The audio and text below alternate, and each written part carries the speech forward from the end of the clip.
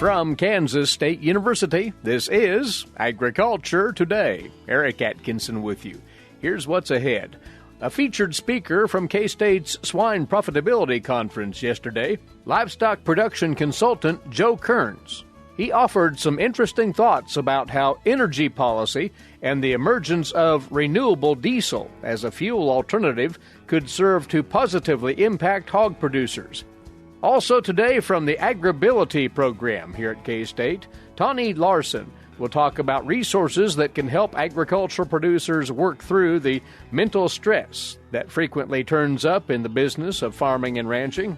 There's a new publication on that out of K-State Research and Extension. And K-State's Gus van Der Hoeven is standing by with another Stop, Look, and Listen. All that next on Agriculture Today.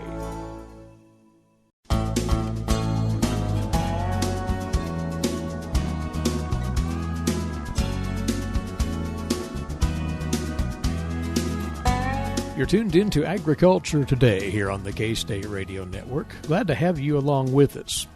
Well, Kansas State University's Department of Animal Sciences and Industry yesterday hosted its 32nd Swine Profitability Conference. Great program, great attendance, and the lead-off speaker really set the tone in a dynamic way, looking at some of the things happening in the world, basically, and the country specifically, and how they're going to resonate with pork producers and others in livestock agriculture, for that matter. He is the CEO and founder of Partners for Production Agriculture, based in Ames, Iowa. Joe Kerns is with us now.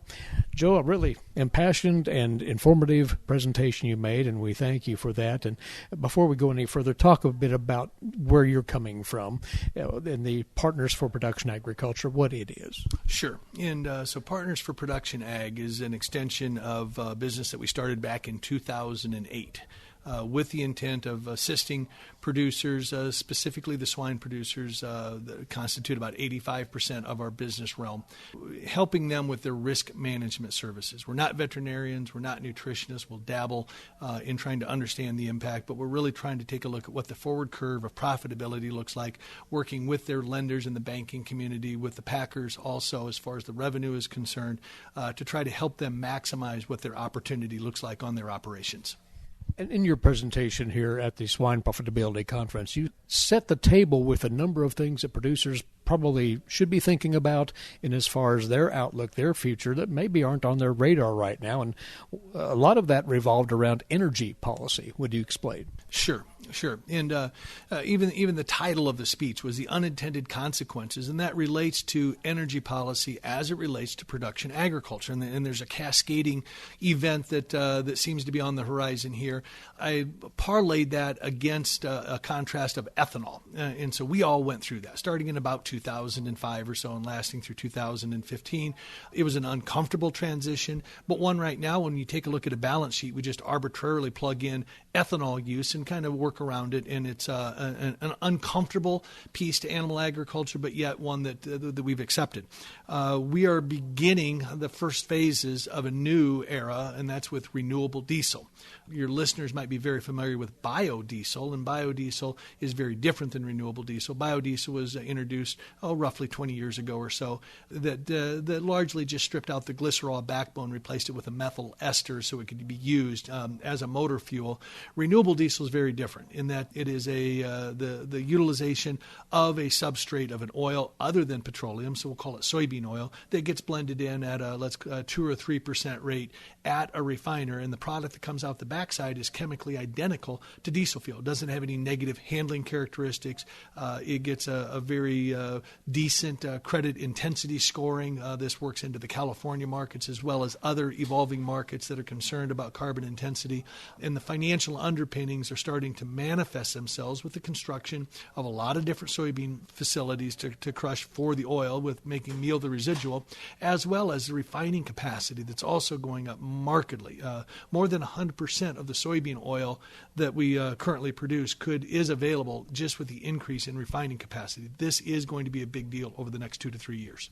To make the connection then, as the momentum swings in favor of renewable diesel based on soy oil, that has repercussions for feed prices for livestock producers, and most notably in this case, the swine industry. Absolutely, and I would call it the monogastric industry will be the ones that are the biggest beneficiary. Slight benefit to the ruminant per my analysis.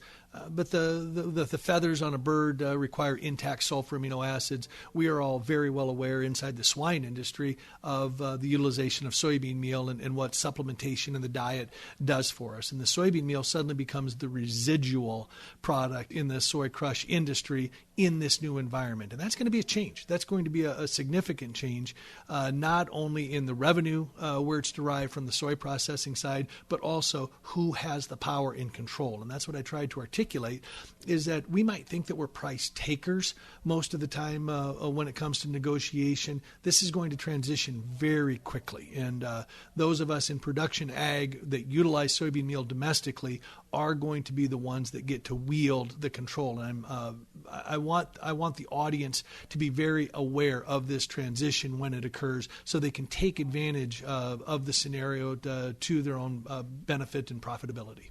Paint that a little more, if you would, in that one might logically think if more soy oil is going to go into renewable diesel, then the price will go up, and that'll be more costly for producers to attain that byproduct feedstuff, soy meal. But it's quite the opposite. You say that producers can be price makers in this case. Yeah, and Eric, what you're sharing is exactly right on the oil side. The supplementation of fat inside of an animal diet will get more expensive. The other component is, though, that we're going to add roughly 1 billion bushels worth of crush. That's going to be a heck of a lot more soybean meal than we can digest in the domestic market.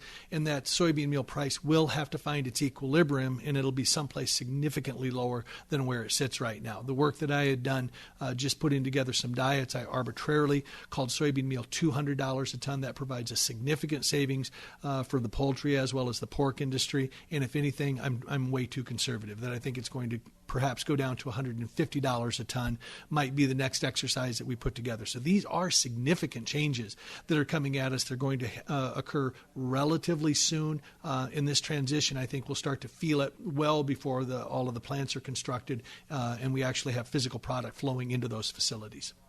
So this adds to the story that you were sharing that the pork industry and maybe other livestock sectors as well are sitting in the catbird seat right now in terms of production levels, in terms of returns to that production. Yeah. And so every industry, if we take the major three species, we all have an issue, if you will.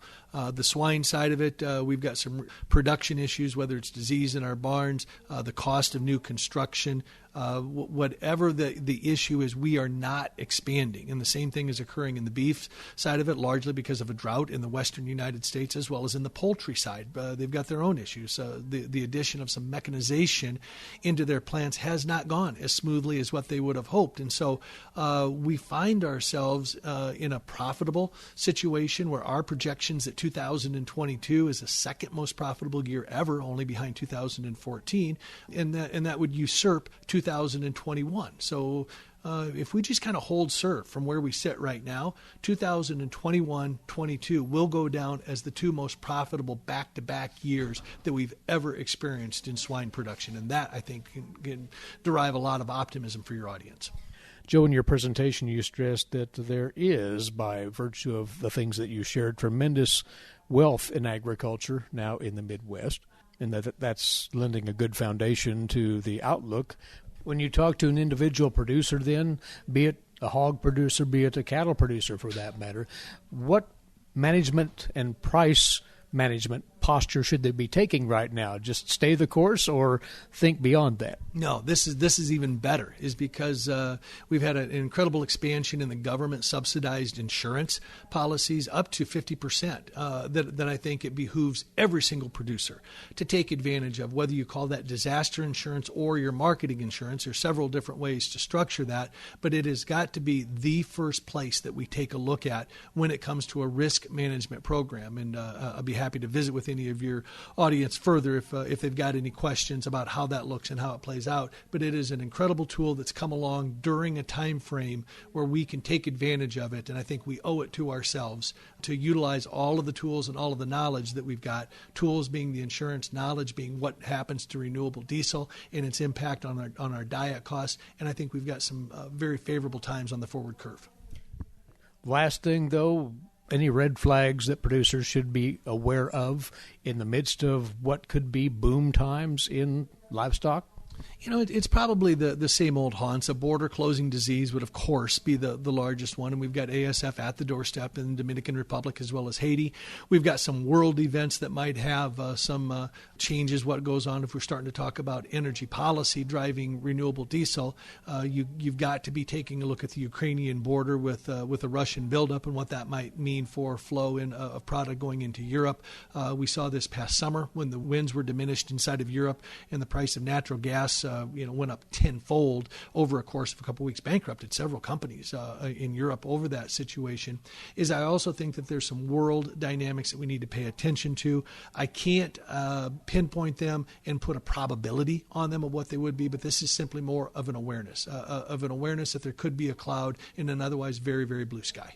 The alignment, basically, though, is a good one for livestock producers, and you illustrated that in your comments. Very interesting indeed.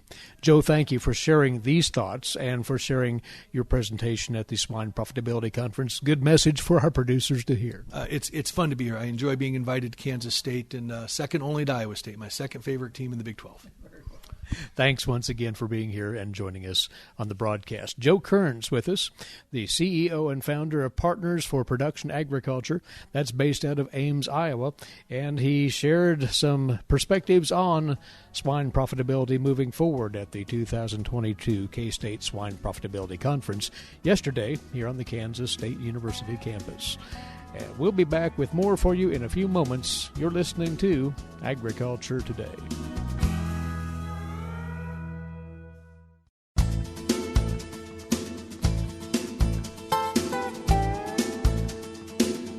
Welcome back to this Agriculture Today. Well, you can't escape the fact that there is a level of stress to some degree or the other on a relatively constant basis in farming and ranching, and that's our topic on this segment.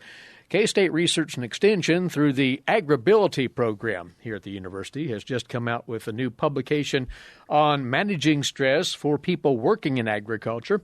And we've invited over from the Department of Biological and Agricultural Engineering at K-State the project consultant with AgrAbility, Tawnie Larson, to talk with us about this. And Tawnie, our first chance to visit with you since you took over as the coordinator of AgrAbility. So if you would, remind us what that program is all about.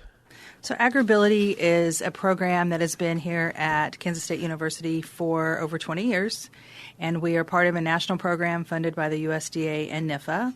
And our primary goal is to work with farmers and ranchers that have limitations. Physically is the primary source. We go out and we do an assessment on their farm, see what limitations they may have, and see what they can do.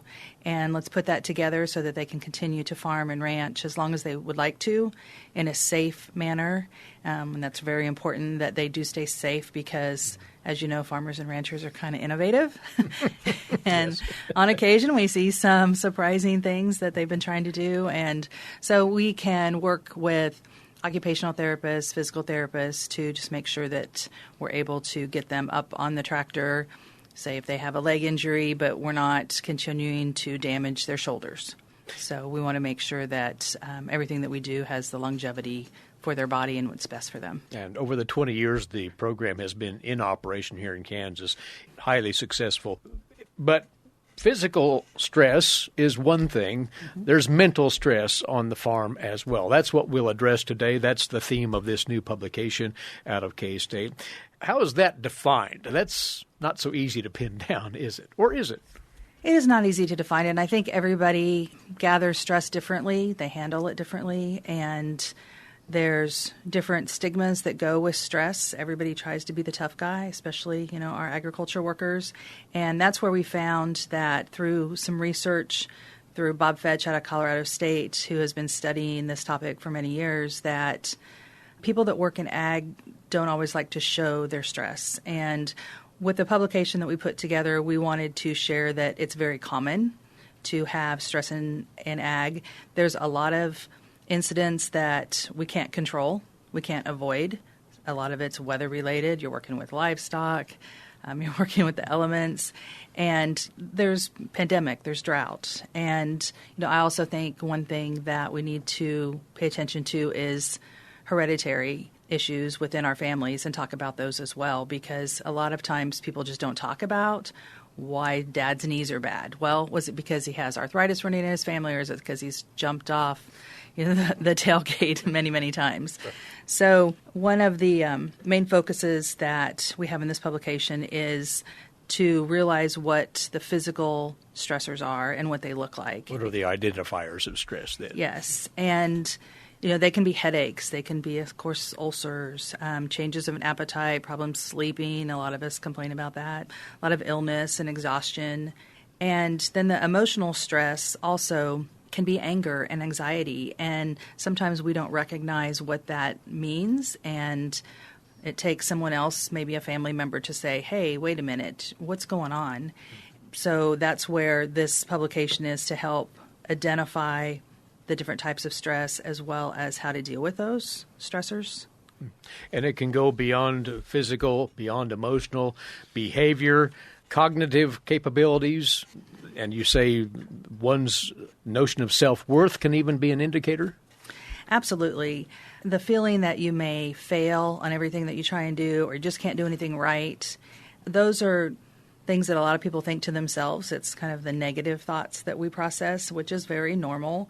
And I know personally what I find is that's how I can recognize my stress, is what's going on. Let's back up. Let's think about this. How do we need to plan better so we don't get into these situations? And it may be just meditating a little bit. And that doesn't mean that you have to sit, in a quiet room. It can be sitting in your truck, maybe with your favorite song playing, and just taking a few moments, shut your eyes. Okay, I'm going to go work livestock. I need to settle down and not always be in such a hurry. And it could be just connecting with people in your community. We've all been isolated a lot. We're able to get back out a little bit more now. And so just sharing experiences with other people in your family and your community makes a big difference. There are a number of ways that individuals can manage that stress, and the publication explores those. And in fact, the publication passes along a wealth of resources that folks can get into to learn more about stress management and its many forms and how to respond to that. Yes, we do have several resources here within the publication, and a few that I wanted to point out that I think are really helpful is one is called mantherapy.org, and this is directed especially at men, and you can go onto the website and type in or see a menu of different types of topics that men may be dealing with, and just kind of drill down. And there's some videos, and I think there's even a Q&A, and I think there's a stigma about getting mental health help, and so this is a good way to do something online, do it on your phone or, on the internet. Privately? Yes, privately. Of course. And there's also online resources for mental health help. I know a lot of people, and this is something that we talk about a lot in a group that I'm in, is everyone knows where the mental health clinic is in town, and no one wants their truck to be sitting in front of it, because everyone will recognize that. So there's telemed now, there's some other mental health availability online. And you list all of those opportunities in the publication. That makes it well worth a look in and of itself. You also cite other resources that will help with financial stress situations and so forth. There are a lot of resources available, and one of the first two places that I would recommend someone go to is to the Kansas Ag Mediation Services. They have been around for a long time as well. They're based here at K-State, and also the Farm Analyst Program. And both of those programs can sit down with someone, counsel about what's going on, maybe what the future looks like. Maybe it's succession planning, or it could also be just sorting out details of finances.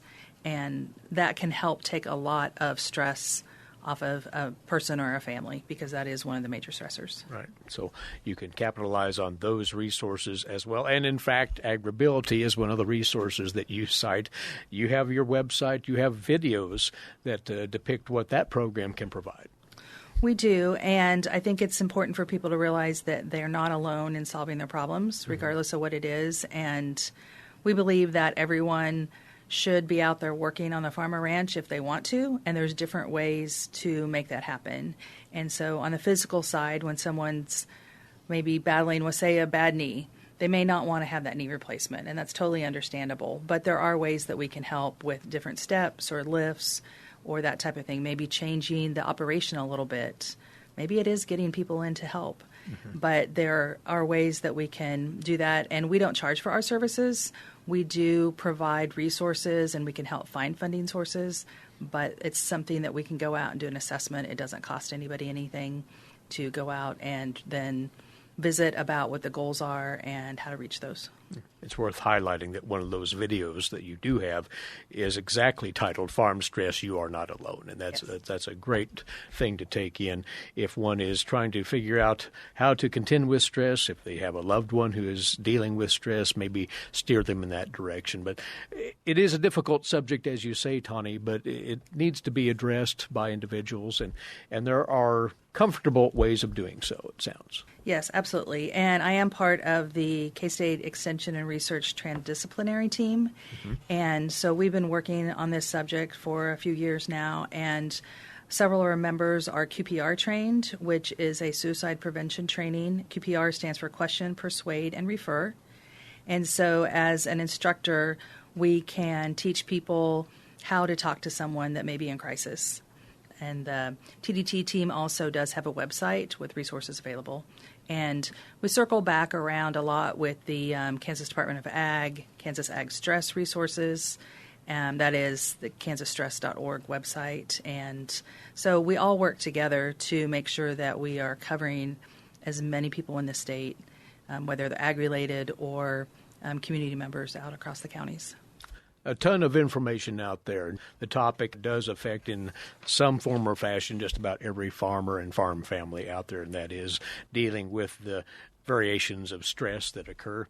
But we'd also, for reference, send you to this publication in the K-State Research and Extension bookstore, which lists everything that Tawnie has passed along to us in a very convenient way for you to access.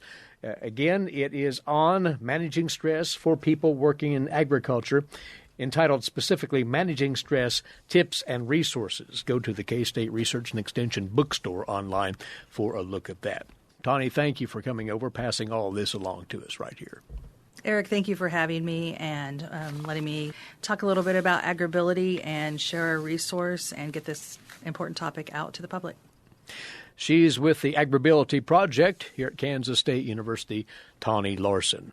We'll be back with more on Agriculture Today.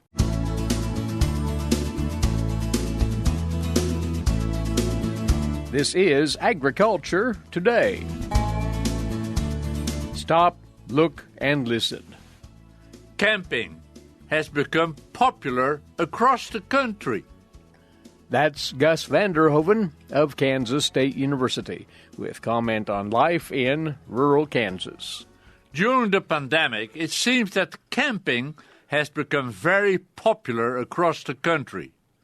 Reservations of public land have been way up. What attracted people was to be away from the crowds and closed spaces such as hotels. They felt more safe outdoors with a breeze blowing.